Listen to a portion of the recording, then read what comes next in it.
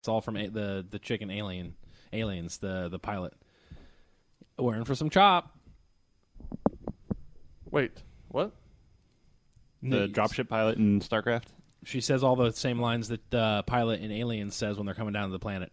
Oh, really? Yeah. Yeah, I'm in the pilot. Doesn't make sense. They definitely They have the same accent too. It's like a straight ripoff. It's good though. It's Blizzard's homage. Blizzard loves straight ripoffs. Well, but it's in homage form. Like was Warcraft in homage form, or was it in?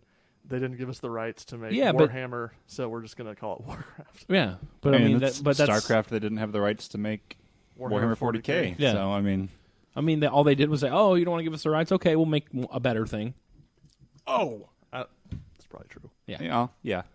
So it's like I can't really blame them for that. Have you played any of the Warhammer games that came out this year? Right. Well, the Warhammer wasn't video games originally. I know. I'm just saying. No, I know. As far as the sanctity of the Warhammer license has not been don't do sanctified guarded in I the would way. be more of like inclined to say what you're saying if they had not gone for the rights and they were just like, let's just skirt around. They tried to get their rights and they were denied, so they were like, well, okay, we'll just do something better.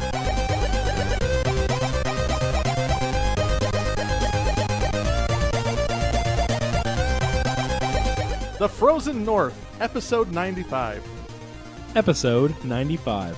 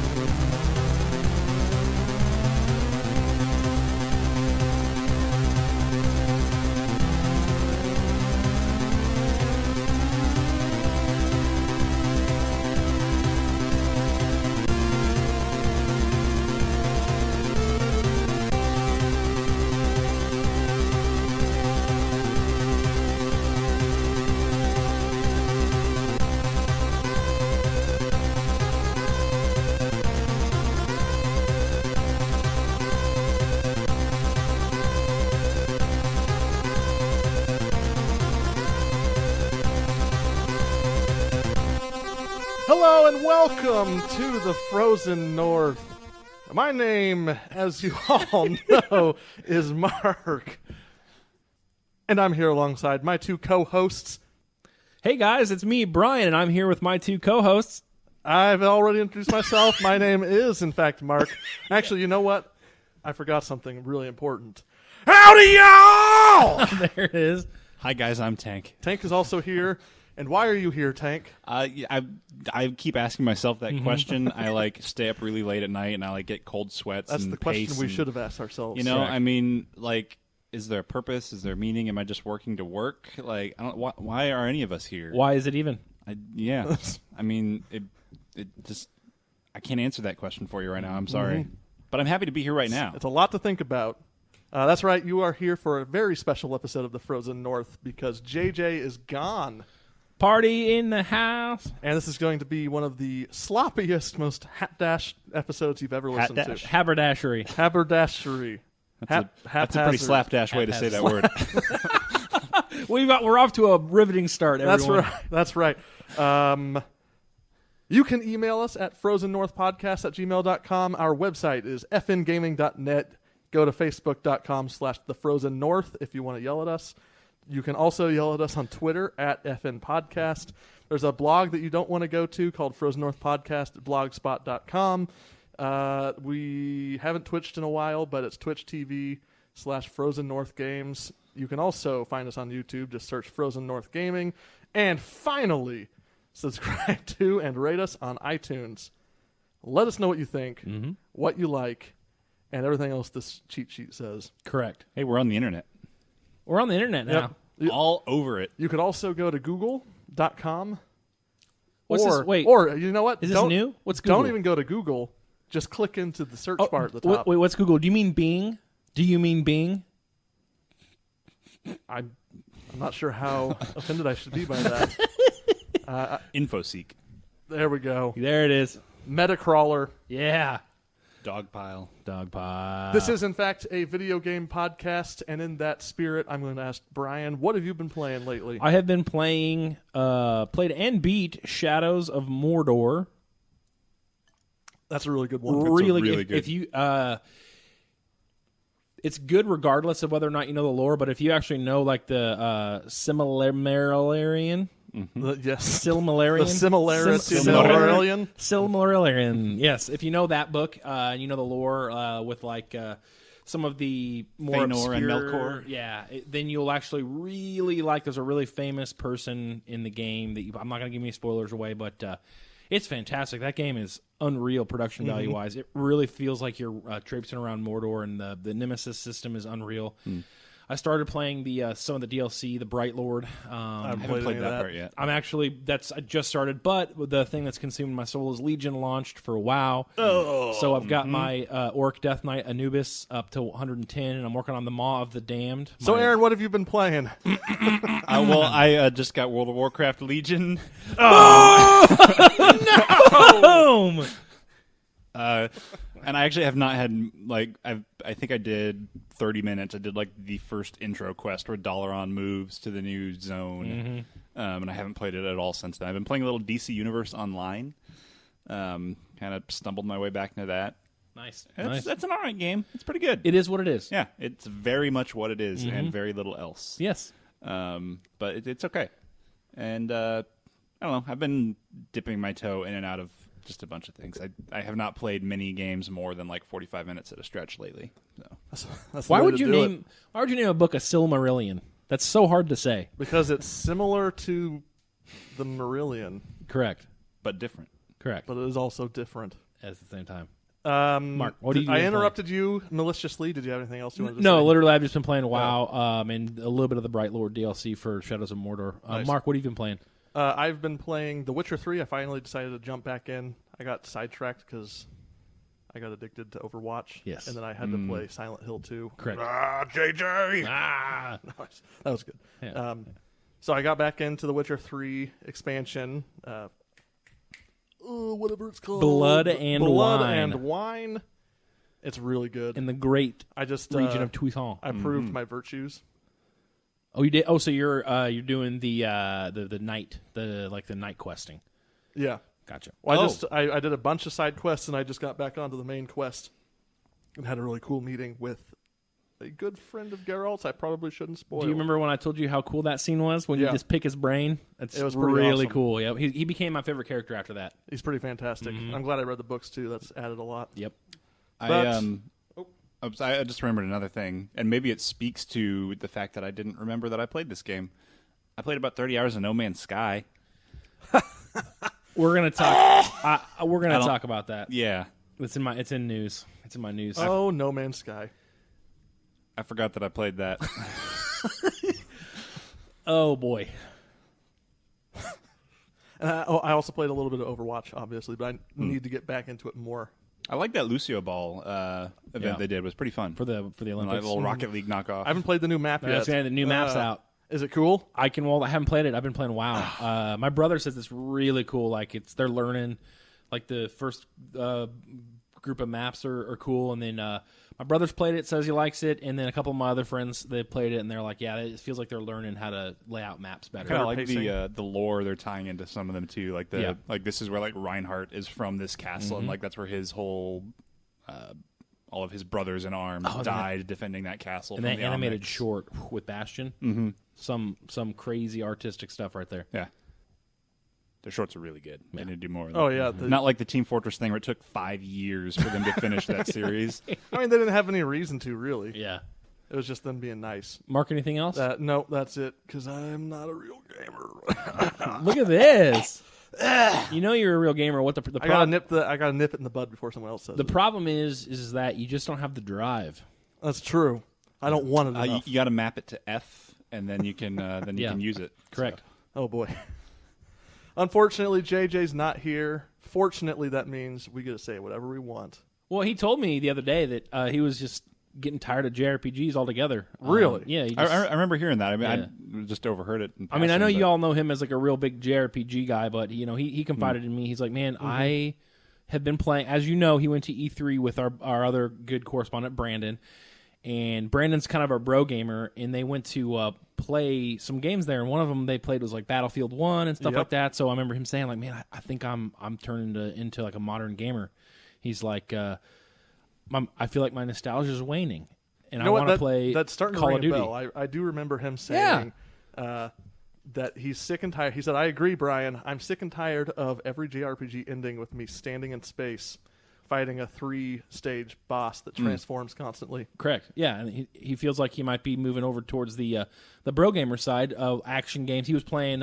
He played The Division before he left on his trip. He wanted to fire up Destiny. I mean, this is in our fact, boy. just to show how much he's turned his back on JRPGs. Yeah. He's actually the one who suggested we do the top 5 we're doing today, which is top 5 things they should modernize about Final Fantasy VII. Correct. They should bring into the future fold. Because he said, you know what, JRPGs are dated. It's a decaying genre. Yeah. And they need to update. Yeah. Correct. Although, ironically, at the same time, he did tell me he's really worried about Final Fantasy 15 because it seems like it's gone away from its roots completely. Did he actually say that? Yes. Oh, that's right. He did in our chat. We have proof. Yeah. Yeah. He was saying he doesn't know if he's going to buy any more Final Fantasies after this one. Yeah. Because he paid how much money for it? $400. $400. No, it was $788. Yeah. Because I remember that 88 was the. He paid $788 Yeah.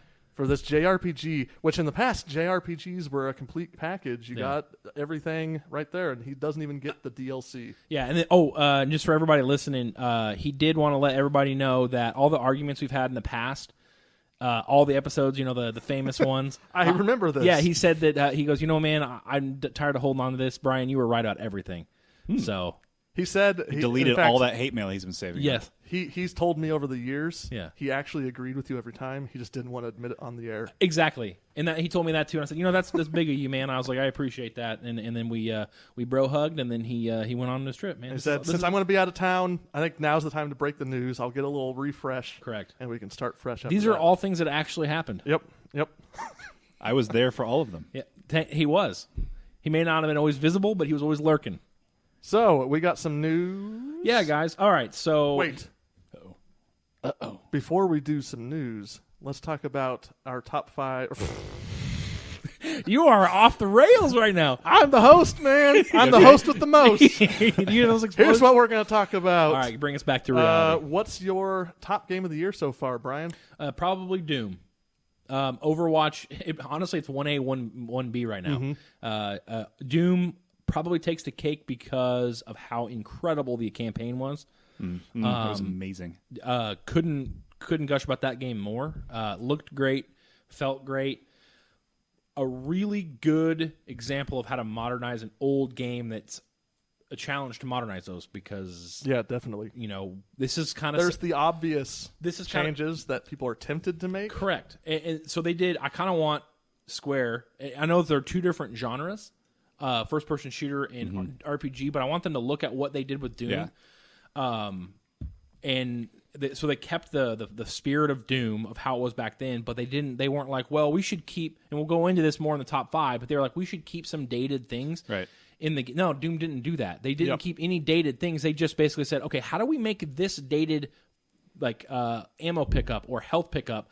How do we bring that forward to make it not feel like it's an old hat? They did such a good job of avoiding that, like, the trap would be just, okay, well, let's make it a 2-weapon system, regenerating health, just Call of Duty-ify. Let's make it Halo 2. Right. No, they actually looked, you're right, you're exactly right. The feeling of Doom is great because you run at 1,000,000 miles an hour, you have 18 weapons mapped to different keys, they all have alt fires, and they're just like, well, let's just take that and just polish it up a bit. Yeah, they sat down and they were like, instead of like, let's just make Doom a Call of Duty clone, they were like, how do we take this feature in Doom, bring it forward, and make it so it doesn't feel like it's a dated feature. And they're like, okay, they had a good map. game design. Yeah, they had a map in there. They had all the secret hidden rooms you could want. And the 8-bit, not the 8-bit, but like the classic Doom levels. levels. And they're super hidden, so you have to really explore, just like in the old Doom. And it just felt so smartly done. I was like, okay, I am playing a 2016 version of the game I remember playing when I was 8. Right. Yep.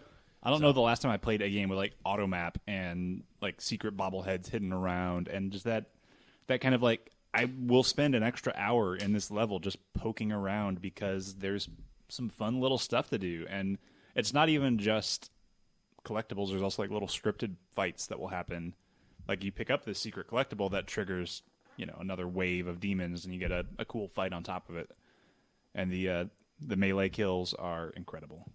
Like, Absolutely. So brutal and Doom-like, just like ripping demons' heads off their shoulders. It's perfect. Nice. So is that your pick for this year as well? It's up there. I've got a few on my list here. I've got The Witness was incredible. I don't know if any of you guys played The Witness. I meant to, but have not. Haven't. It's fantastic. I mean, it's just very thoughtful.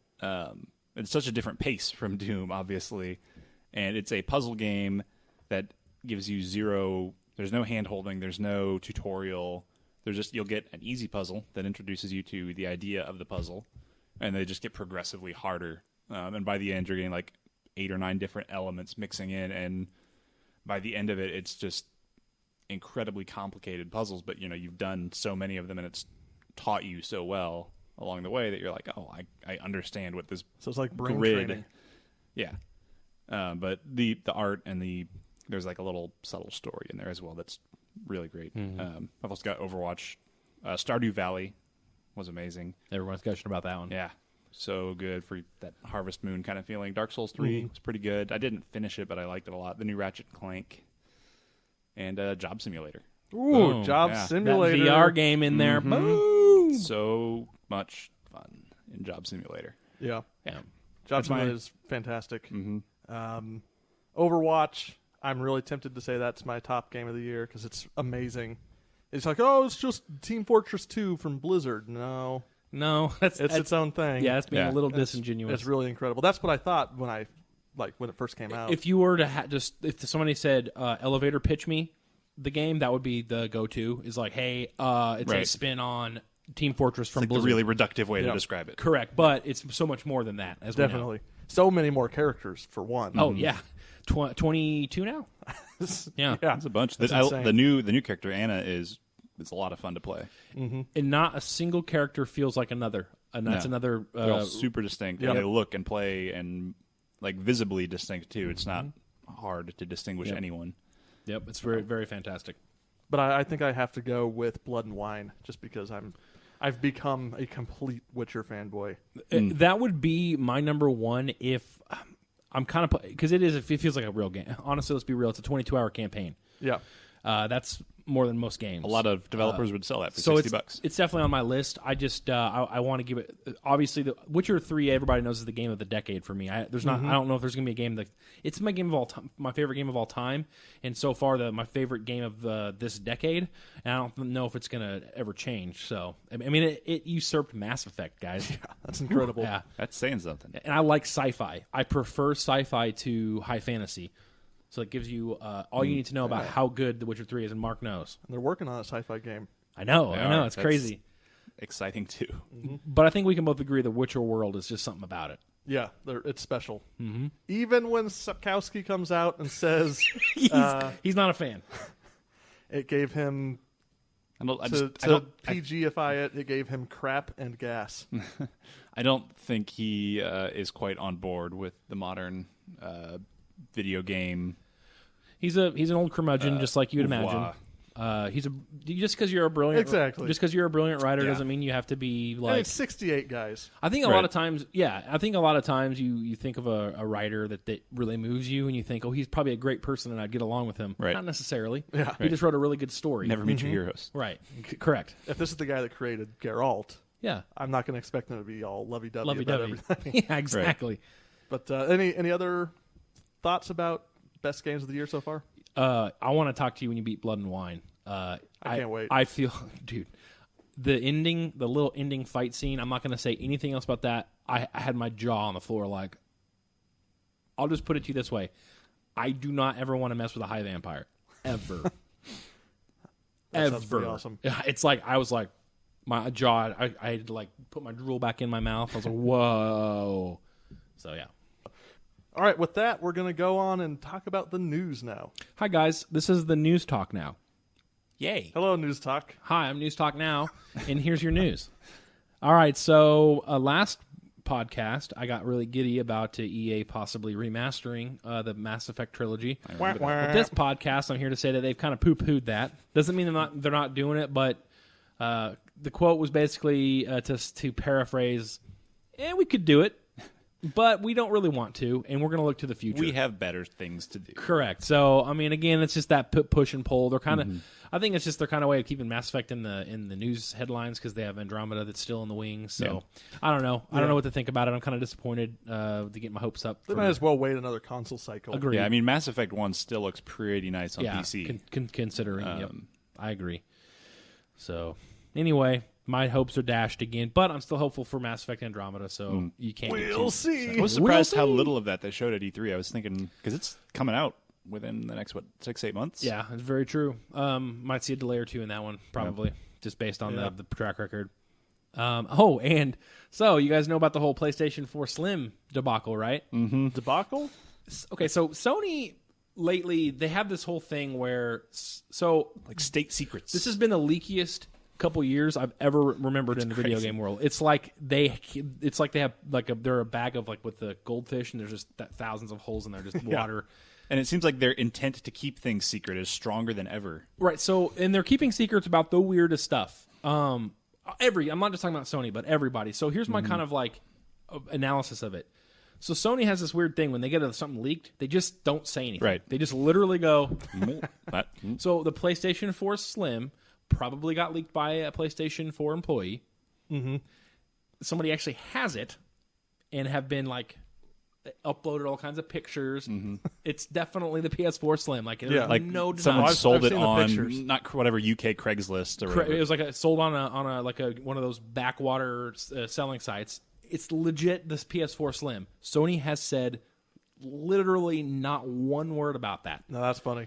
It's hilarious because why even keep that secret? Why not just be like, hey guys, yeah, the PS4 Slim's coming. Isn't that exciting? They're just Like you, of course, we're making a PS4 Slim. Right. It kind of makes me wonder, like, stop keeping secrets. Just stop doing it. Well, because what they're planning, I mean, obviously, because the news that leaked about the Neo, where there was that like technical document, Correct. like that's by I think mid-October, any game that comes out has to meet Neo specs, which means like they're targeting release sometime around then, which means PSX is next week, the 7th. And that's the rumor. That's when they're going to talk about it. But like, there's this loop the last few like E3s and every big conference where they get out there and they're like, well, you guys already saw our big announcement, so here's our big announcement. The big rumor about the Slim exactly was that they were going to be like, "Hey, this is the Slim, and it's on shelves now." Right. Because it's ready. Like if that thing the guy sold, it's working, it's ready, it's legitimately It's like a boxed, product. packaged product. Correct. Like, yeah. So I think their whole thing was at their little conference. They were going to be like, "Hey guys, introducing the PS4 Slim. You can pick it up today." But we all know instead that now. instead of just having a statement like, "Yep, that's the PS4 Slim. We had this plan," they're just not saying a word. It's weird. I hope they just pretend like it's a surprise. Yeah, there's like, "Oh guys, did you know we were making Look a at Slim?" this, amazing! Yeah, we've seen that. I want them to be like super excited about it and just pretend like it never Pretend it never happened. Yeah. So anyway, the leaks continue, and that was the big PS4 Slim debacle. The next one is a little survey discussion about, are you returning to WoW? I know Tank is. I know I have. I had been off for like 8 months before this. I had actually canceled my subscription for the first time in about like 6 years. Yeah. Like I just kept it, and even if I wasn't playing a bunch, I kept it running. But I finally canceled it because it was literally 13 months without a single update. Oh yes, the Warlord like Draenor. The drought at the end of Draenor was literally 13 months long. That was bad. Lost a lot of subscribers. So I got back in just in time to finish my legendary quest line, and kind of getting back in. Legion dropped. It's fantastic. The opening scenario where like get to the burning isles, and like the cutscene there is incredible. And there are much more cutscenes throughout the game in Legion, and they're all the same production value, just really, really good. And Mark should play. I was gonna think about playing, and then I heard Tank played 45 minutes and just stopped. Yeah, So- I've been really busy lately. I've had a bunch of stuff going on. You say you were busy, but if it was really good, you wouldn't have been able to stop. So I'm gonna just not play it. Don't do that. You should. The narrative stuff, like if you want to get it, like just enjoy. Like the narrative is so much better now than it's ever been, and you get a like boost to level 100 with a new account right now too. So you can just like Right there. What a curmudgeon. MMO, yeah. Always- I'm not gonna deny that. Always poo-pooing a great game. they If calling me a curmudgeon was ever gonna change my mind, they just mentioned a new feature that they're adding called Class Trials. Yes. Where you can basically it's outside of your character. It's just a menu you go to, and you can play a level 100 character of any class, And and see like how a they little play. like a little scenario, and just be like, oh, I kind of like how a shaman plays at level 100. Maybe I'll make one of those. It's a really, really smart feature because you don't never know how class is going to play at max level It's until like you get there. devote 20 hours to leveling up a class. And Oh, you know what? I I hate this max level rotation. It's dumb. It's I hit dumb. one button. So that's smart. You should try it out, Mark. nope. That's Pass. all right. I forgive you because you do. You and I do share the Witcher 3 love. Yes. And segue, speaking of The Witcher 3, if you guys are planning on playing it again or have hopes to be getting The Witcher 3, if you've heard all the hype and you are late to the game, give it a few. They are coming out with their Game of the Year edition. So I would recommend picking up that. Comes with all the DLC, which is substantial. Take it from me and Mark. It's worth it. The DLC's 35 hours, Yeah, probably. both combined. Yeah, it's ridiculous. And if you already own the game, they are going to be coming out with a major patch as well. So they're not done updating that thing. They're going to do a lot of bug fixes, a lot of tweaks and performance tweaks and all that stuff and fun stuff for you. So yeah, I'm really excited. I might play it again. Here, probably not. What's that make? That'll be my third time. Nice. Yeah. So, fun. Now, we're going to talk about the real meat of the news. So, who knows about what's going on with No Man's Sky? I do. I know what I saw in your notes. Yeah. So, you guys know about all the refunds that are going Yeah. on? Whoops. Yeah, mistakes were made. And I think we got into a pretty big debate about where the blame falls. Yeah. And here's my honest opinion. I'll let you guys say it too. My honest opinion is, number one, the biggest fault of it is us. Yeah. Yeah, I agree. Okay, that's number one. We let the hype cycle run. We get on the bike and pedal. Right. It's definitely on us as consumers to tamper your expectations when people are promising vague promises. But also, let's not forget that there are interviews straight up with one of the creators saying things that aren't in the game. Oh, yeah. Which that is also a huge person to blame. And not just him, but anybody doing the marketing, saying things that were going to be features in the game that they weren't. And then now to compound the issue, they haven't said anything. They haven't said, hey, look, we wanted those features in the game. They are on the way. It's networking mistakes. We're just having networking problems. So the whole issue with me Shouldn't is have lied. the vagary created the hype because we filled in the blanks. I was very much a part of that hype. I actually did a last minute, like after the second delay, I did like a about face. I was like, no, I canceled my pre-order, and I was like, okay, this is scaring me now. I was like, I've let the hype seep into my brain, and it was because of all the vague promises, right? But then, and so, okay, look, they're marketing a game, and I get it.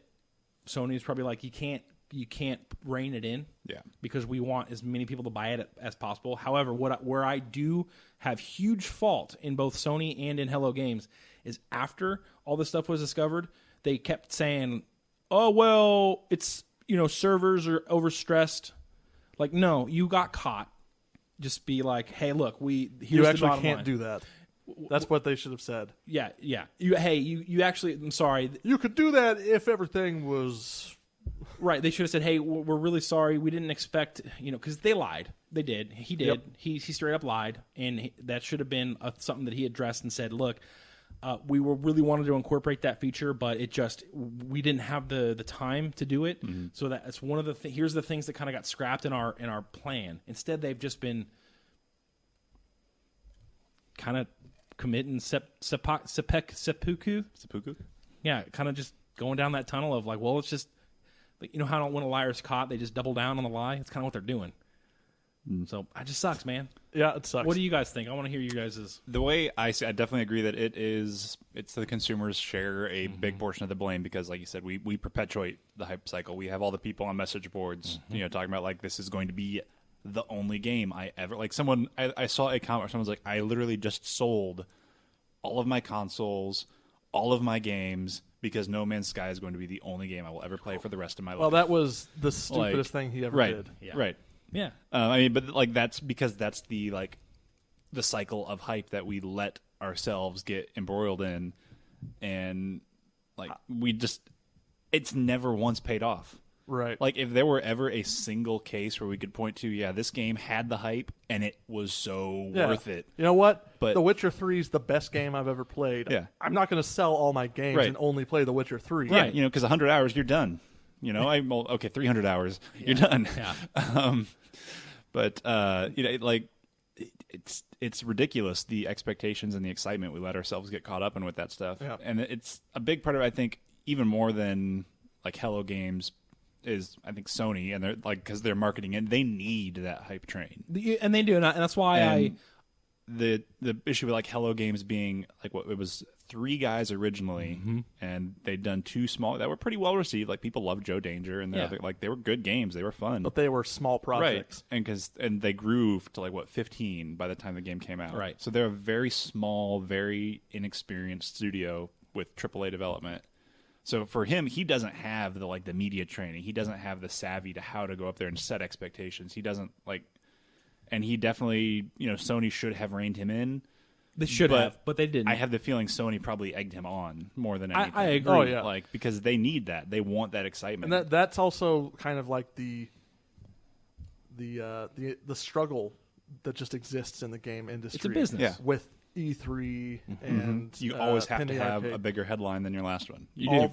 Everybody wants to go to E3 and see incredible stuff, and there's so much pressure on the studios to produce something just to show someone a 10-minute clip that looks like something they've never seen before. It happens every year. Yeah. They have a game that looks so incredible, and then by the time it comes out next year, it's nothing like what you saw. The video that someone put out a couple weeks after the game came out, and it was like the E3 2014 or 2013 gameplay trailer, quote unquote gameplay trailer. It was it's gorgeous. It's everything you dreamed it was going to be, like big brontosauruses and mountains and like huge view distances. And it cuts to the jank that came out with this I love it. derpy looking T-Rex thing, like with the music. Yeah. Well, the reason it happens is because we lap it up. Yeah. We want it. And I don't like. There's a ton of people on the internet, right? Like if you look at Sean Murray's Twitter account, like people are savaging him. I know, and it's excessive to a point. And you can't think that they were intentionally lying, right? Like they weren't like going out there and like being like, we're gonna lie and we're gonna make a ton of money and then we're just gonna like let everyone like I firmly believe I would agree with you. They overpromised and then they let it get away from them. Right, and I believe that they intended to deliver what they promised to, and they just I don't think that, like I said, not to clear them of blame, right, but that they did not have the experience and the savvy to rein that back in. I would agree with you on that statement. Unfortunately, I don't. If they had, after caught with all the stuff they said not being in there, been like, well, look here, this is what happened. I'm sorry. But instead, they've doubled down on it. So now it feels like mishandled it. Now it feels like to me that they're like, oh God, how do we salvage this? Like, no, you can't salvage this. You need to say own up. And I think a part of that comes to though also then the Sony involvement, because Sony funded such a big part of this, so they're tied into it. If this were a Hello Games independent project, yes, I guarantee you they would have done that. Like they would have backpedaled, they would have apologized, they would have done all of this. But Sony's like, no, you can't go out there and say that because if you say you lied, that means Sony lied. That's like now True. our brand. Like, so you've got Well, Sony. and they want to be like, look, the PlayStation 4 can run There was a this game that has 100 million right. universes in it. And there was a Reddit AMA not long before the game came out. Okay. Sorry, the screen locked, so I was waiting for it to come back to make sure it didn't kill the recording. But there was a Reddit AMA like not long before the game came out, maybe a week or so, and someone asked him a couple questions about like you've been really vague lately, like we're not getting many details lately. And he was like, well, his answer was basically like sometimes when you're involved with a big corporation, there's a lot of NDAs and there's a lot of things you wish you could say to people that you just can't, no matter how right it would be to say them. And I think that's kind of the closest he's come to being like, I want, like, there's things I wish I could say that I just cannot legally say. And I remember reading that AMA, and I feel like he was just kind of trapped. Yeah. But he's just over his head, Yeah. He said in an interview early on, he went from like the guy who made a 3-person tiny game to the biggest name in games. I know. No, but the good news is that the technology exists, and somebody said it. There are two quotes I want to bring up. One, I don't remember who said this. I think it was one of the reviewers said it's like a tech demo for a bigger game. Like, hey, look at this part of the space sim part that we've got going. It's going to be attached to this huge. Who is that? That's Rich Evans. And they also had another one. They also said so that same those same guys on previously recorded said this game was a like a town theater production that got advertised as a Hollywood blockbuster. Yep. Right. That's exactly. So you're expecting like Academy Award winning acting and like the best special effects ever, and it comes out on this. There's these just no names on stage that are just doing this for fun.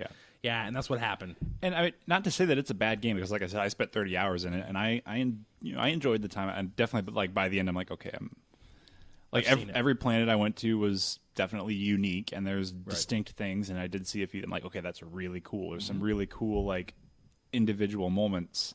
That's part of why I just stopped the game, because I'm like, if they are going to keep working on it, like they say, and they say they're going to keep updating and they're going to keep refining. Like I could see maybe a year down the line, like, okay, we overhauled the engine. Yep. We were able to get those things we wanted to work the way we thought they would. That'd be fantastic. Or the L.A. Noire thing will happen. Yeah. They'll just go out of business. Yeah, yeah. It sucks, man, that they got consumed. Sony just kind of was like gobbled them up, and a casualty is of that is Hello Games. But yeah, anyway, it's a huge deal, and it sucks too because Hello Games, like their name is going to be tarnished by this for a long time. Very much so. If they get out from underneath Sony and do another like 5-person game that's amazing, then they can probably get some even then it's going to be hard for them to overcome. I completely agree. It sucks for them. It does. They got consumed. Sony basically clamped down on them and kind of a casualty of the business, I guess. Made a deal with the devil. Pretty much. That's kind of how it feels. But here's the good news. I don't pre-order games. I used to. I don't. The only pre-order I've done in the past 5 years was Uncharted 4, and the only reason I did that was because Naughty Dog had a track record of fantastic games. Yeah. And if they had burned me out, I'd have been like, okay, I'm never pre-ordering a game again.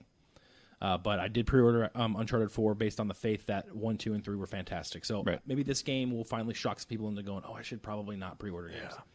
Although I feel like we have that conversation every time people get burned by pre-orders. We do, but I don't think the burning has been this wide and this big. Yeah, this is probably the biggest derailment of the hype train to date. Massive loss of life. Since Spore, yeah, it's on Spore. This might be bigger than Spore. I think it is. It is bigger than Spore because Spore actually was pretty well fleshed out. Plus when Spore came out, the hype machine did not exist the way it does now. We did not have the social media structures for it to crash upon. I want to defend Spore here for a second. Okay. Spore's solid. Everything they said you could do, you could do. You just couldn't do anything else. Right. So they were like, we said exactly what you could do. Oh, we couldn't fill in the gaps, though. Yep. Spore was okay for exactly what it was. Yeah. Yeah. Anyway, that's the big piece of news. And did you guys have any news you wanted to share? There was one. It's happened in the last couple of days. I don't know if the survival early access genre. It's big right now with Rust and Don't Starve and Ark is the big one here. Because I've never played Ark. I'm not a huge fan of the genre myself. I'm not. I know, Mark, you played Rust. Rust is really like cool. That. But it's that style of game, and it's an early access. It has been for couple of years now. They released paid DLC for the game. The game itself is $30, and it's on sale right now for $15 because it's early access games. Go on sale a bunch. The DLC is $15. Wow. So the game's not even out yet. It's still in early access, and it sparked this huge discussion amongst the whole, everyone who's playing this game of like their ratings on Steam have plummeted. Oh yeah. Because the game's not done yet, but somehow it's done enough that you can charge for additional content. Like, shouldn't this effort have gone into the game that we're in the process of paying for an unfinished game? Like, the fact that you can even Steam will allow you to sell DLC for an early access game, which I guess some of them sell soundtracks and whatnot, so the tools are there for that. But yeah, it's just kind of a whole debacle there of and kind of this discussion of early access as a model of like, what the heck? I don't know, man. It feels like early access is being used now for a hey, this game's early access, meaning there's going to be stuff wrong with it, but that's because that's early access. Right. It's an excuse to get away with selling an unfinished game. Correct. But hey, we said early access. It started with Minecraft because Minecraft was in alpha for so long, but it was a really good game in alpha. And Minecraft was in active development until and after it actually was quote unquote released. Yep. Yeah. No, I read a little bit about the Ark debacle, but it's good on the community for shunning that type of behavior. Yeah. Because that's going to teach companies that's not acceptable. That's what's happening right now. Is companies are modern gaming is changing, so companies are reaching out, trying to grab them. They're getting their hand bit, so they're like, okay. I mean, that's the nature of businesses, right? Yeah, like businesses' job is to find the limits of what they can do to make money. Yeah, and that's their right. That's their job is to do that. But the job of the consumer is to say, no, you're reaching a little too far into my pocket. Get your hand out of there. Yep. When someone's being evil, don't reward them. Yeah. Correct. It's pretty simple. Yeah. Even if you really like that skin. Yeah. Yep. I just got a text. Okay, what's that? It's a text from JJ. Hey, He JJ. said he JJ. wanted me to reiterate that he's done with JRPGs and they're dead to him. Yeah. But he's really worried that Final Fantasy 15 has strayed too far from being a JRPG. Okay. Yeah, it has. That's all. That was the whole text. Yeah, he doesn't feel like nostalgia is a valid excuse to call a game good. Yep. Yeah. But also, FF15 better be yeah up to the nostalgia standards. Yeah, exactly. He said he really wanted me to emphasize the contradictory opinions he's sharing here. Gotcha. Okay, you know what the thing is though? This is his series, so he's really conflicted, right? Yeah. So he doesn't know what he's saying. He's kind of belligerent at the point. Wait, hold on. There's one more thing. He said, whatever Brian is saying, he's right. Yeah. Well, remember I talked about earlier on the show that he mea culpa'd all the arguments we had on the show in the past that we just kind of ended or just we had to move on. He just admitted that all those were. So if you listen to those episodes, I'm right in all of those. Yes, except for when you disagreed with me. Yes, correct. He said you were wrong about 108 characters being too many, but you were right about everything else. I see what you did there. I was trying to sneak that in there. All right, but 108 is too many characters. See, JJ disagrees, and so do I. Okay, deal. What do you think? 108? I think 108 is definitely a lot of characters. Is it too many for a game, though? It depends on how well those characters are handled. Like, if those are 108 really good characters, then, I mean... I can't even make a sentence here. The most best. The most best handled. 108 of the most best characters would be pretty solid, True. I would enjoy that. Yeah. I'm just saying I prefer the sweet spot of, the Mass Effect level of characters. You've got in between your... Yeah, I understand your incorrect opinion. JJ also says that Europe smells bad. Yeah. Oh, he's in... do you want to say where he's at? I don't know where he is. Somewhere in Europe. Holland. The land of the Dutch. Yes. Deutschland. Oh. No, that's Germany. Oh. You tricked me. What? And with that awkward pause, it is now time for us to talk about the top 5 things the FF7 Remake needs to update. Yep. And this includes things that we already know it's doing. Like, we're going to say stuff that... Oh, and and I after, so just, JJ wanted to submit a list, so after I do mine, I'm just going to really briefly explain what JJ wanted to change, just so he's kind of has a voice in here. So just FYI. So mine will be a little bit shorter. I'll keep mine shorter just so that we can get JJ's in there as well. Cool. Let me go to the internal page here. I didn't make notes, so this is going to be a little rough. Did anyone else have any honorable mentions? I had one that I was like, yeah, I want to mention it, but... No, I don't think. I think the ones I have on here pretty much encompass everything I'd want. My honorable mention, I know some of you guys have this on your list, so I won't go into it, is just modern production values because it's going to happen. Like, It has to happen. We need it. It's See, I the didn't point rate, of it. I didn't rate my top 5 by what's like obvious. I rated my top 5 by what needs to happen, even if it's 100% going to happen. I had 5 things I thought should happen more so. Yeah. So they are more important. You wanted to represent some things that aren't going to get mentioned. But I think definitely the graphics overhaul and the production value coming into modern standards is great. Go for it. So I want to let Brian start. Okay. I'll do my number 5, then I'll do JJ's quick number 5, and then we'll go on. Okay. All right. So my number 5 is no world map at all. Don't need a world map. Those are products of hardware limitations in older games. They basically were saying, "Hey, how do I make a world seem big when I only have this many bits to add to it?" So like, well, we have to basically condense everything into some wonky world map where the character's as big as the town, and it just pulls me out of the immersion of it. So I would prefer just to be an open world with maybe big, huge levels with, I'll accept like loading into a different area, but I don't need a world map. Please don't do a world map like the games back of old are. There's just no need for it. If you want to play Final Fantasy VII with a world map, go play Final Fantasy VII the original, right? I'm going to rebut McIntyre here in a little bit. Well, so JJ's number 5 is also he does not want world maps. He hates them too. So his number 5 is the same as mine.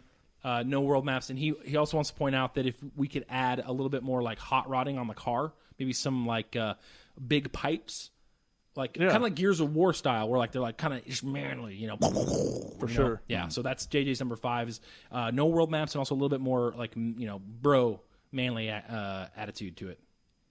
What about you, Tank? I have number 5, modern action combat system, but that appears on some other lists, so we'll talk about that in a minute. My number 5 is fleshed out extraneous gameplay. What do I mean by that? Well, completely contrary to what Tank's going to say later on his list, one of the things I really like about Final Fantasy VII is the interruptions you get throughout the course of the game. Because JRPGs, go to a town, have some cutscenes, fight some guys, fight a boss, go to another town, right? Rinse and repeat over and over again until you're done. I liked that there was weird stuff that would happen. Like you'd have to try and march in formation. Yep. You'd have to do CPR. You'd have to, even though it's stupid, you have to snowboard. There were like some pacing breaks. Right. There's a thing you haven't done I loved before. most of those. Yeah. I wonder which one you did. Obviously, it needs to be better than like a crappy mid-90s arcade game. But I do think that they need to have those breaks because they add a lot of charm to the game. I agree. Yeah, seeing some more, especially some more variety in those would be cool. Okay. Okay, so my number 4, I don't think it's not really on anybody else's list. So please try and tame down the classic JRPG ending.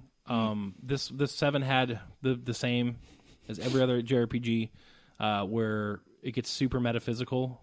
And how I describe that floating is, rocks in space. I just hate that. It just especially when you keep a game grounded, like it is throughout most of the game. I mean, there's some cool like awe-inspiring stuff, like the weapons that emerge from the crater. There's some cool stuff in there, but when you get like completely metaphysical and just ridiculous, it completely takes me out of the experience. I'm like, oh, okay, this is the part where we're floating and there's a bad guy who doesn't make any sense now. If they could just do like a more grounded version of that ending, maybe make more sense to my brain, that would be great. And then so JJ's number 4, he really wants the guy that he's watched Kingsglaive and he watched the shorts that they had for him. Yep. They're a little bit too skinny. He wants the characters to be a little bit more beefcake, like kind of rippling muscles with like veins. Wait, is JJ's list what he wants out of Final Fantasy 15?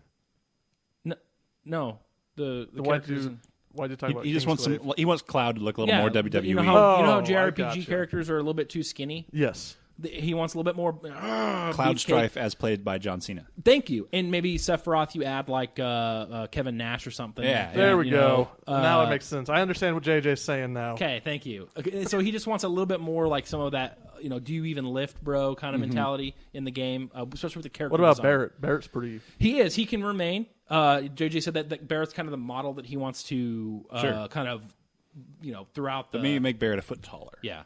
Yep. Yeah. So that's his number 4. I guess I'd describe his number 4 as get more bro.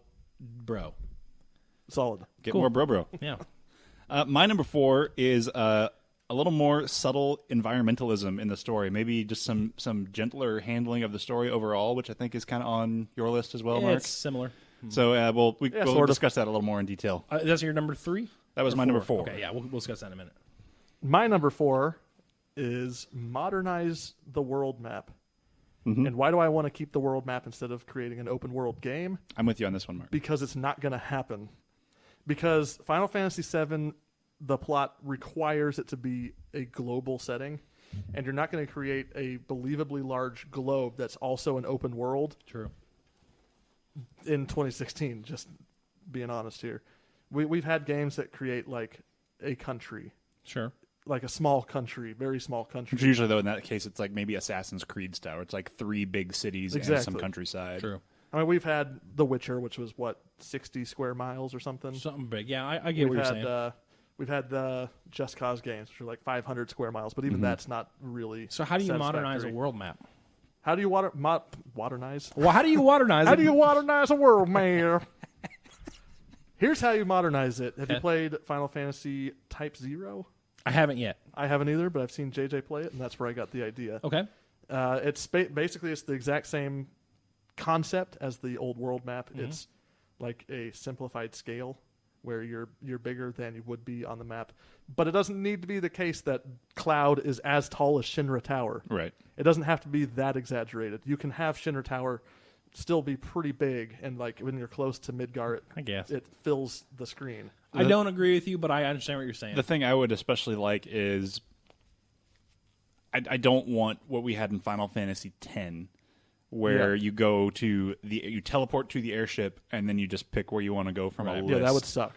Like Final Fantasy X I liked in general, but like not having any kind of world linking thing where it's like you can like see here's the entire world below me and I can like freely move around. Yeah. What if they had that, but when you click to go to a place, it actually had a little cutscene of you like seeing where No. you're going? I wouldn't even like to me that's one of the things like I guess and maybe because we're hearkening to nostalgia. I don't know if that's maybe the best argument, but I think it's essential One of the for things the of- plot of Final Fantasy VII because it's so much about the planet. And I think one of the even Okay.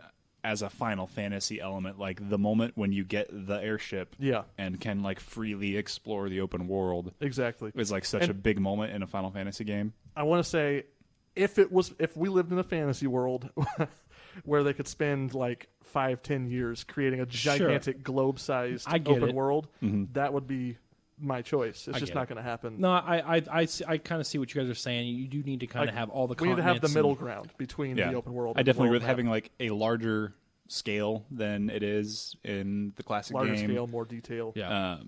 Maybe you can work in some more extraneous elements throughout the True, world map, yeah. like I could traveling see that. vendors Maybe a and whatnot that you middle can interact ground. with. But Exactly. having something there to tie it all together would be Agreed. essential. Okay, you know what? I like that. It's not exactly what I want, but it's a middle ground, and I think that's what they need to go for. Yeah. Yep. Okay, It's kind of like Doom, you got to modernize, Yeah. but you don't want to throw the babies out with the bathwater. got it. Those babies. Those babies. Okay, who's Throw, up? throwing the babies out with the bathwater map keeps again? the doctor away. We're all talking about this. Tank, this is your number 4, but Mark and I have the same one. We want them to expand carefully and smartly on the plot. Yes. Obviously, there are other things in here that we're going to talk about later that they're going to need to add, like voice acting. So you're going to need to have a lot. There's a lot more context that can be derived from voice acting rather than text. Well, let's go with the blunt explanation here first. Go. If you had a printout of the script of Final Fantasy VII and you compared it to the script of a modern game, it's going to be paltry. True. Yeah. Very true. Especially if you take out the stuff that's just like little, like here's a little side character. If it's just the the point A to point B of the main plot line is very straightforward, very simple. There's going to be more dialogue. There's going to be more characterization. But what I personally don't want to lose is the simplicity of the mystery elements in the game. Yeah. Agreed. Like Cloud's identity crisis stuff, and like Sephiroth's discovery. They need to expand on it very carefully. Right. Very I'd say almost nuanced. It's sort of like the original Alien. I don't want them to just add a ton of new dialogue Right. and explain what's happening with the xenomorph. Right. Right. Basically, they need to take the story they have and just give it a good writing pass. Just build on it. Be like, okay, well, we can flesh out this piece here is kind of like, what the heck do we do when we go from Junin to let's explore the emotion of this character to Costa del Sol. Like this whole boat ride is kind of pointless. Let's like make something meaningful happen here. Exactly. And kind of my point with the environmentalism is like that's the message of the game is safeguarding the planet, take care of it, like. And that's important, but they are so ham-fisted with it in a few places. Agreed. That I'm just like, okay, just don't do it. maybe that's another thing we can modernize. Of like we can approach this with a little more like subtlety and tact, and not so much just like, hey, stop polluting. Yeah. And then are you done talking about 3 as well? Or you Yeah. wanna- So JJ's number 3. He wants to please. He says please, Square, bring the Final Fantasy VIII draw system and get rid of the materia system. He hates the materia system. It's a horrible system. He wants to draw that magic for hours and hours like he did in Final Fantasy VIII. It was really fun to draw the magic and then use the magic, but then have to draw it again. Okay? That makes sense. That was JJ's number 3. I can see where JJ is coming from. Yeah, he really wants that draw system from Final Fantasy VIII in there. But my number 3 is not changing the materia system. Well, you and JJ disagree, and that's okay. We do. I feel that the materia system, I think, is one of the best, most unique skill systems in any of the Final Fantasies. I personally loved it. And it's cool, too, because unlike... I love Final Fantasy IX. We just did our whole Final Fantasy IX book club, which you can see on our YouTube channel. Mm-hmm. It's fantastic. And I loved that, but I think the materia system is so cool because it was the first time in a Final Fantasy where you could give anything to anybody. So you could pick, like, you can role play a little bit and say, I want, like, Aeris is only going to have healing spells. Right. And I'm going to make her a white mage. Or you can just be like, I want Aeris to just have all the black magic. Or you can give Cloud summons. Steel. Yeah. And, like, that was really cool. And the fact that the materia ties into the lore and the plot so closely because it's the Mako energy from the planet coalescing into a spell. And it's an extremely deep system, too, where you can really get some powerful stuff if you know how to kind of game the materia. Yeah. And I think like the lore element, too, is what elevates it over like the sphere grid. Like Final Fantasy X had something like that, but the sphere grid is like, why is this here? Yeah. What is this? What is this doing? Whereas materia is like... materia is like basically magicite. Right. It's a magic system that works fits in the perfectly game. into the plot of the game. Mm-hmm. Perfect, yeah. Yeah, so that's good. Don't touch my materia. I agree. That's my number 3. JJ does not. He wants that draw system. I think, I just did my number 3 along with Brian, so it's back to Brian. Okay, my number 2 is actually modernizing. So when we say this is what we're going to call it, modern AAA production values, but that's on somebody else's list, so we'll talk about that when it gets to them. All right. Number 2 for me is more save points in the final dungeon. Okay. In the Number 2 in the stock game, the whole final, which is like a massive difficulty spike. Yes. When you get to the final dungeon, The boss crater, gauntlet. there's a save point at the beginning, and if you find it, you have to find it. You get a save crystal, which you can use to create a save point somewhere else. Yeah. But that's it. So if you die anywhere in that point, and if you don't find that save crystal, and if you die during like the very last boss fight, you have to do the entire dungeon again, and it sucked. It was so bad that it's your number 2. Yeah, that was. I quit playing Final Fantasy VII for like 2 or 3 months when I got to that point because I just got destroyed. It happened to me on 9. The boss gauntlet on 9. That was brutal. It can be tough. It was even on our playthrough for the book club. That was where I finally just gave up and turned cheats on and just powered through it. I quit after like the 50th time, like getting to the dragon. That's like 3 bosses in, and then dying and going, oh god, I got to do it all again. Yeah. So. And that had that same thing in the boss gauntlet where there were hidden save points that were like invisible behind architecture and stuff. We're like, add some more save points, or just modernize the save system. Do auto save. Yeah, just let me save when I want to save. Right. Yeah. Come on, JRPGs. Save scum. Are save points is that like a callback to how hard it was to do save states in the those old games? It's like if we just know exactly where the player is, it's just easier to save here. It probably saved them a lot of memory space because they knew exactly what to write. Right. Because if you have you're in a new place every 2 seconds, they have to account for that, Right. and also what's in your inventory. It lets them just have here's a predefined state. This save point is here. We know all this stuff that's going to happen before this point. Here's the point you're going to be at. We know what to allocate. Yeah. You Right. might have a few extraneous things that are different, but we know for that's. I tried to read a white paper on game saves once, and it blew my mind, and I gave up. Yeah, okay, Mark, do your number 2, then I'll do JJ's. Wait. Yeah, You do JJ's first. You want me to go ahead and do JJ's? Yeah. Okay, so JJ really, really likes the character Lightning from Final Fantasy 13. Of course. He is really pleading with Square to add maybe a longer cameo with her in it. Maybe she Nice. warps into That makes sense. Midgard. I mean, Cloud, Lightning. Yeah, kind of, and they team She up. had that whole Cloud outfit in Lightning Returns. Exactly. Maybe she sees through into her dimension, or when in that little dimension she's in, she can see through and see Cloud's in trouble, and she comes down and interjects her really, really good personality that JJ loves. Like a Shiva motorcycle. Yeah. Correct. And then maybe she gives Cloud all the summons in motorcycle form. I like it. So, but yeah, JJ's the only thing he wrote down was please add Lightning. She's so great. That's his number 2. My number 2 is action-oriented battle system. It's also Brian's number 1, which is where we are now. We're going to talk about it. Brian. Okay, And this so is my number 5. the one thing that I hate yeah. more than anything on the planet is I don't know about other that. than about when ISIS? it comes to JRPGs, I hate turn-based combat. It is boring. I have to watch stupid. TV. I have to watch TV when I play JRPGs with turn-based combat because I need something to do while I'm just attack. JJ just texted me and he says he agrees. JJ, yeah, turn-based combat is it's droll, and Are we also live streaming this? Yeah. How's he doing that? turn-based combat. I is conference called him in. Okay. Turn-based combat is also I would say a twofold thing where it's a throwback to pen and paper games. Well, I don't want to say it's a throwback. It's more consoles couldn't run. I think it's Right. kind of like save points. It's a concession to the limitations of the hardware where there was no way to do live battling. So let's please just bring that. There's no reason to keep doing it. Yeah, let's just bring that into Oblivion and say, hey, let's make a new action-oriented battle system. I'd say my kind of the way I stated mine was the Kingdom Hearts battle system. Kingdom Hearts had an amazing, despite Mark's reservations on the I game. haven't played the other ones. It might get better. You should play the PS3 remasters. They were fantastic. They fixed most of your gripes. Oh, nice. But the combat in those games is amazing. It's really well done. It's fun. It's reactive. There's you've got to dodge and block and parry. There's combos, and it's fun to play. It definitely, even though I didn't like it, it definitely gets the adrenaline going. Yeah, and the Gambit system then from Final Fantasy 12 would be really cool too to bring in for your AI characters and layer their behaviors. Yeah.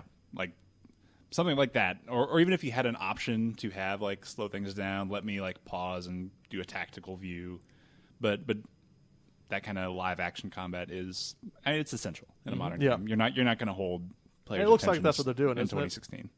It looks like it. The combat system looked a lot like Final Fantasy 13 from that one trailer they showed at E3. Gotcha. So, As long as it's not Final Fantasy 13's battle system.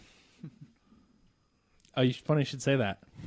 I would assume it would actually probably most likely That's be funny. Final Fantasy 15's because it's Yeah, built that on the makes same sense. engine. Yeah. That's So- actually so Final What's Fantasy. JJ's number 1? JJ's number 1 is actually make the combat Final Fantasy 13 combat. It is. I'm not kidding. He said, he's argued against that combat, but recently he went back and played it and fell in love with it. He loves the way you don't do anything but hit auto battle, and you can just watch the glory of the battle go on.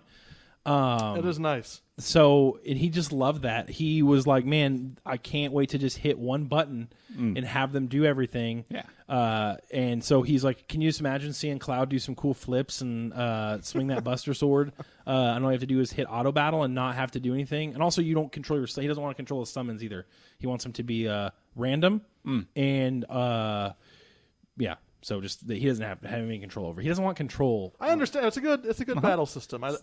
If you're getting too much damage, you just switch to the heal mode. And heal not up. even that. And you know what they need to completely mirror Yeah. The FF13 system and also give the different battle styles confusing names that don't actually explain what's going to happen. Synergist is a very important one. Yeah. But yeah, JJ wants them to just kind of incorporate Final Fantasy 13's battle system into Final Fantasy 7 Remake. He feels like it would really bring the noise to that game and get it real. His other suggestion was make it a first-person shooter or a side-scroller. But he ended up landing on Final Fantasy 13 battle system. Those are good too. Yeah. So that's JJ's number one. I believe Tank has the best number one. I do have the best number one, and that is we need to get rid of the dang snowboarding minigame from where it has absolutely no place in the middle of the story. Because it's so weird because it's literally a golden saucer minigame earlier when you go to the golden saucer in like disc 1. That's true. The snowboarding it's the same route. It's the same course that you do in the game later, and it makes no sense. Like, why am I snow? Because the old man said you had to get down to the bottom of the mountain. Why am I snowboarding? Or the walrus man. I'm sorry. It makes no sense, and it's so tonally weird with the rest of the game. Just isn't the music the golden saucer music too? Yeah, it's like that like weird, is it really? like little jaunty MIDI thing, and it's so. It makes no sense in the context of, especially because that's like a serious point in the story where like Sephiroth is about to like crack open the meteor and get in there, and we got to stop him. Let's snowboard. Come on now. Like get a chocobo, ride down there. Pretty solid. At this point, you've already got a chocobo or even a kokobo, depending on which argument you want to start. Chocobo, I think you. Yeah, I'm just Freudian stripped that. I'm right conceding there. for the sake of everyone else's sanity. It's still kokobo in my heart. Kokobo. Nice. I think kokobo sounds better than chocobo. Come on in, Kokobo. Mm-hmm. That's Kokomo. Dang it. Not in Midgar. But yeah, snowboarding. It's why? Just why? Why is it there?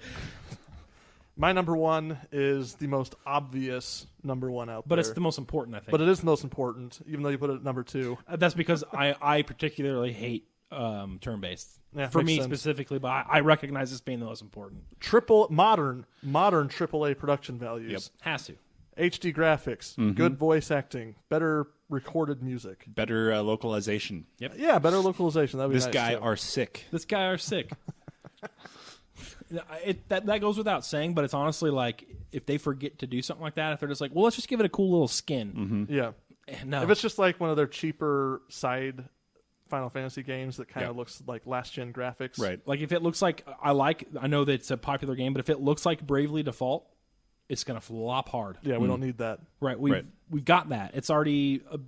Heck, if it looks like a Tales game where it kind of looks decent, but the environments are still pretty... Or even there's bland. there's a mod project, a little shout out to these guys, but they're doing amazing work. It's the Team Avalanche Restoration mod for Final Fantasy VII, and they've been remaking Final Fantasy VII for PC, like taking the PC game and like retexturing everything, and it looks amazing. Yeah. Like they're rebuilding things from the ground up, like reconstructing the 3D scenes. And like even if they did that though, that wouldn't be quite far enough. Why do that if someone's already doing it? They managing that. They just need to overhaul this, like new coat of paint. Yeah. Like Doom. It should not be made 7 great. Final Fantasy X HD. No. It needs to be Final Fantasy 15 level production value. Right. Which they are using that engine, so I feel like it's a safe bet that they're going to be. Yeah. And especially, there's no question. We didn't even need to put this on our lists, but we're being truthful. But we're saying that this has to happen for it to be successful. And how long have we been waiting for them to pull the trigger on this Final Fantasy VII Remake? Yeah. Like they finally did. They know, I think, I hope. I don't know what's going on behind the scenes at Square, but you would imagine they know what they've got in their hands. They know it's their most popular game of all time. And if they ruin it, yeah, they know. That's why they didn't do it for so long, right? Because they were like, okay, this is something that we really have to be careful on. So I think they know. I think they're playing it really close to the vest on this. At least I hope. If not, we'll see. But yeah, so I think Mark's number one, even though it wasn't mine, I think it's the most important one, the one that they need to do. I mean, it's the point. It's the whole point of it. Yeah, exactly. It's the point of a remaster is like, hey, here's the game we had, back in 97. Mm-hmm. It doesn't look good now. And the thing, and it was revolutionary in '97. Right. Like that's That's why Final Fantasy VII turned I couldn't video just game say graphics AAA. on its head. because it was AAA for 1997. Exactly. People are just banging on the ceiling over here. Yeah, we got some. It's They're agreeing with It's us. JJ. That He's trying to get definitely in. is our top pick there. Yeah. Here. Okay, I think we basically covered it. We know exactly what FF7 HD Remake Part 1, whatever Remaster it episode needs 1. to be. Yeah, I mean, I can't wait Speaking until- on that, do you think it's going to be an episodic thing? Yes, they've already basically said it was. Yeah, but I don't Like- mind that. Like, how do you think that's let me going to dial work that. out? What if they said this is going to be episodic, and also you need to pre-order it so you can get some pre-order bonuses, Ugh. and also you need to buy the season pass. And also, there's going to be some content you can only get if you buy the season. Then I would pass. wait. I would wait till it comes to PC and is discounted. There you go. I kind of like imagining how they're going to do a open, not an open world, but a large connected world Final Fantasy game episodically. This is going to be like episode 1 comes out, and then episode 2 comes out and like connects into the same executable and expands on that, or like how are they going to? I think it'll work like if you look at it like the disc system back when they had the game first. I Right. think it's going to be similar to that. That's why I don't mind it. The first game was which, episodic. if they do it that Yep. way, if Yeah. you get disc 1 in 3 months, disc 2 is going to come out, Yep. and 3 months, disc 3 is going to come out. and they can do Sure. it very similarly like that, where it just basically it's like World of Warcraft does it, where they add huge worlds onto their already existing world. Like it's easily done. And so I feel I'm not too worried about that. If they do that format, that gives them a lot more time to work on some of that later stuff. Yeah. In the game too. So it feel like if you guys have been following Hitman and all the new Hitman games, it's incredible. everyone's gushing about it. They didn't know about the episode, and now the way that game is a little different than Final Fantasy VII, but it's working. The episodic nature is perfect for Hitman because you can spend one of those like Sapienza. You can spend a good 3 or 4 hours in there. Then I just spent 3 or 4 hours in Hitman. I don't really feel like going on to another mission now. So just take a break till the next one comes out. Great. I don't super mind the episodic content if they want to do it that way. If it's done right, obviously. It's weird. Yeah, I guess just we've never really had an episodic JRPG. Yeah. Like that's not really a thing. So I think part of it is just the unfamiliar nature of how do you approach that question. If you're asking my opinion, I think this is their way of saying, look, this game is going to be the biggest game we've ever done because the one we originally did was the biggest game we've ever done. But to do this in modern AAA style, we have to break it up. Mm-hmm. So that's kind of that's what I hear when I hear them say that. Could be completely wrong. They just might be doing a money grab. But I hear them say, guys, this is the biggest game we've ever done. It's going to span several continents. We have to do it. Exactly. And I think it's also, we've talked about this already today, but this goes a different direction. People need to manage their expectations. Absolutely. You need to just take a breath and wait. Yeah. The proof is in the pudding. Don't get overhyped. Don't get overcritical. Just Yeah. wait and see what happens. I mean, and one way or the other, we're getting infinitely more Final Fantasy VII Remake than I honestly believed we would ever get. Yeah. I did not think this would ever be a serious product. And even if it's crappy and no one likes it, we still have the. They're not. They're not saying you can Yep. never play the original ever. If this is the new one, we're throwing all the other If ones it was away. Konami, they would. Correct. Everyone, please turn in your original PlayStation discs. Send those in. But that's when I hear people say, I don't want them to do anything to the game other than just modernize the graphics or something like that. I'm like, why? You have the original Right. game. Team Like, Avalanche is doing that for you. right. Like, just let that be its thing and let this be a new thing so that you can get new audience members in there. Right. Yep. You know? Like, let them be separate but equal. Exactly. Yeah. Before we go, did you have any other messages from JJ? I didn't. He just really wants to reiterate his newfound love for Final Fantasy 13. You can quote him on that. All right. With that, we're going to call it a day. Thanks for listening once again. My name is Mark. My name is Tank. And my name is Brian. Ooh, fancy. As JJ always says, keep on gaming. Unless you're Mark, and then sometimes. Keep Occasionally. Occasionally, I'll throw in a game when I feel like it.